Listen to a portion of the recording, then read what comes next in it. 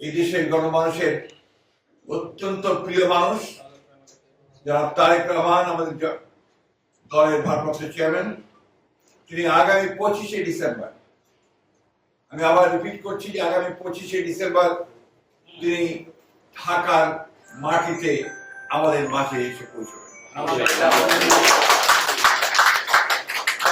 আমাদের দলের পক্ষ থেকে, সকলের পক্ষ থেকে আমরা তার এই আগমনকে শুধু স্বাগত নয়, আমরা আনন্দের সঙ্গে আমরা সমগ্র জাতিকে জানাতে চাই।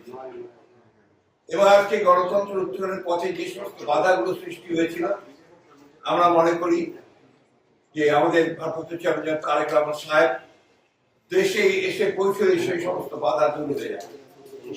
আপনারা জানেন যে একটা বৈঠক লন্ডনে সংঘটিত হয়েছিল, আমাদের ভারপ্রাপ্ত চেয়ারম্যান এবং বর্তমান প্রধান উপদেষ্টা লন্ডনে যে সভাটি হয়েছিল, সেই সভায় সিদ্ধান্ত হয়েছিল যে ফেব্রুয়ারি মাসের মধ্যবর্তী সময় নির্বাচন অনুষ্ঠিত হবে।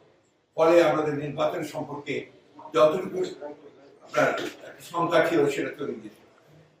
গতকাল নির্বাচনের তফসিল ঘোষণার মধ্য দিয়ে নির্বাচনের যে রেল চলতে শুরু করেছে, যে সারা দেশের মানুষের মধ্যে যে একটা আশা প্রত্যাশা সৃষ্টি হয়েছে, সেটা বাস্তবায়িত হচ্ছে।